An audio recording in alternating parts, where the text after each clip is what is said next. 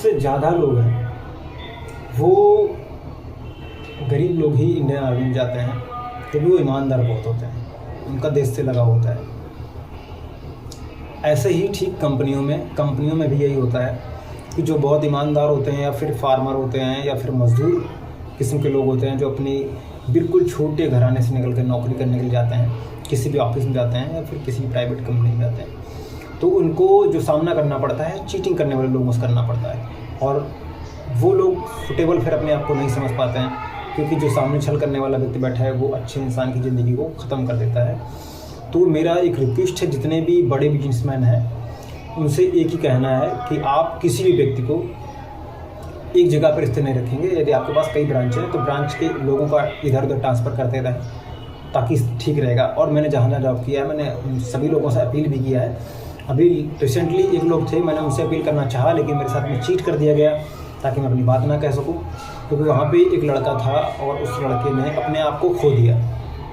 लड़का बहुत अच्छा था, ईमानदार था, लेकिन एक बेहुदा जानवर इंसान ने उस व्यक्ति को इतना शायद से डिप्रेस कर दिया। और मैंने उसके पीछे रीज़न जानने के लिए पूरी अपनी ताकत झोंक दी और मुझे पता भी चल गया कि वो लड़के ने अपने आप को ख़त्म क्यों किया। मुझे महसूस हो गया कि वो इसी रीज़न से ख़त्म किया कि एक बेहुदा और जिंदा जानवर ने, क्योंकि वो मनुष्य के रूप में सिर्फ जानवर ही था, वो सबको वो चीट कर रहा था, सबको गंदी गालियाँ और गाली गलौज करके माहौल को ख़राब कर रहा था, क्योंकि वो चमचागिरी करता था।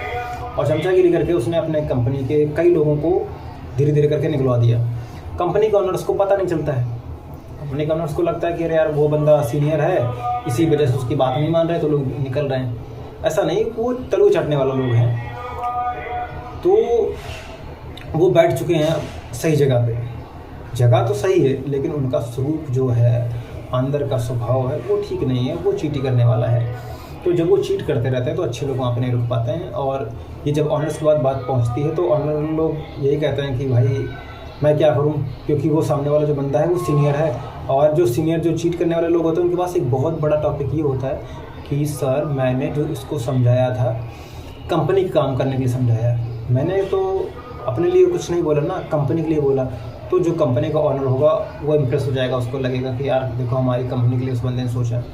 तो अच्छे लोग धीरे धीरे निकाल दिए जाते हैं और चमचागिरी चाटुकारिता करने वाले लोग बैठ जाते हैं। लेकिन वो बैठे रहेंगे, वो मालिक कभी नहीं बन सकते। जो चमचागिरी करने वाले लोग होते हैं वो कभी मालिक नहीं बन सकते, क्योंकि मालिक बनने वाला व्यक्ति जो मालिक बन सकता है वो अंदर से बहुत सरल और स्वभाव का होता है।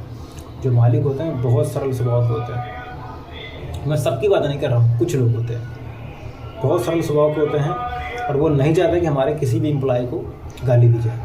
कुछ मालिक हमने ऐसे भी देखे हैं जो कि अपने छोटे से छोटे व्यक्ति को मिलते रहते हैं, स्टोर में भी जाते रहते हैं। और उनके पास ऐसा नहीं कि कंपनी उनकी छोटी मोटी कंपनी है, उनके पास करोड़ों का बिजनेस है, महीने में करोड़ों का टर्नओवर है, 10-20 करोड़ का टर्नओवर तो होता ही है लगभग वो। लेकिन फिर भी अपने स्टोर वालों से, अपने गार्ड से, और सबसे बड़ी बात यह है कि जितने भी अच्छे लोग हैं वो अपने गार्ड से मिल के रहें। अगर गार्ड से मिल के रहेंगे तो ठीक रहेगा, क्योंकि गार्ड को जो नॉलेज होती है वो फिर अंदर की बात को पूरी तरीके से समझता है। क्योंकि जो समस्याएं होती हैं वो लोग समस्या अपनी गार्ड को भी धीरे धीरे बता देते हैं, क्योंकि मैनेजर से वो कह नहीं सकता है। जो इंसान अच्छा है वो मैनेजर से कह नहीं सकता। हो सकता है मैनेजर की कोई चाटुकारिता करने वाला बैठा हो, तो मैनेजर भी कभी कभार ऐसा ही कर देते हैं, लूज कर देते हैं, उसको ढीला कर देते हैं, कह रहे यार ठीक है मेरी वो चमचागिरी कर रहा है, मेरे को सुविधाएँ मिल रही हैं, ठीक है, बाकी दुनिया से क्या लेना देना, कंपनी बर्बाद हो तो हो जाने दो। तो मैं जिस कंपनी में काम कर रहा था उसमें भी कुछ ऐसा ही हुआ था। आप लोगों के साथ में ना हो, बस इसलिए मैं शेयर कर रहा हूँ कि अगर यदि होता भी है आप डिप्रेशन में बिल्कुल मत जाइएगा, हमारे नंबर पर कॉल करिएगा। हम एप्लीकेशन इसके लिए बनवा रहे हैं बहुत जल्दी। तो अभी तो थोड़ा फाइनेंशियल सिचुएशन से मैं निकल नहीं पा रहा हूँ, अभी डाउन चल रही है, लेकिन तब तक से मैंने आपको एक इंस्टाग्राम पे अकाउंट दिया है, द ब्राइट माइंड के नाम सर्च करिएगा। आपको नौकरी नहीं मिल रही है या फिर आप किसी उलझन में फंसे हुए हैं, डिप्रेशन में फंसे हुए हैं, आप सोच नहीं पा रहे कि आपका करियर कहाँ पे है, तो उस टाइम पे आपको ऐसा लगता है कि मैं यार कहीं अकेले निकल जाऊँ। और हो सकता है अकेले निकलने के चक्कर में आप, कुछ लोग तो अभी ऐसा भी हुआ रिसेंटली, जो बहुत अच्छे नॉलेजेबल लोग हैं, बहुत अच्छे पढ़े लिखे हैं, उन लोगों ने साधु बनना स्टार्ट कर दिया, क्योंकि उनके पास छल झेलने की क्षमता नहीं है, वो छल कपट को नहीं एडजस्टमेंट कर सकते हैं।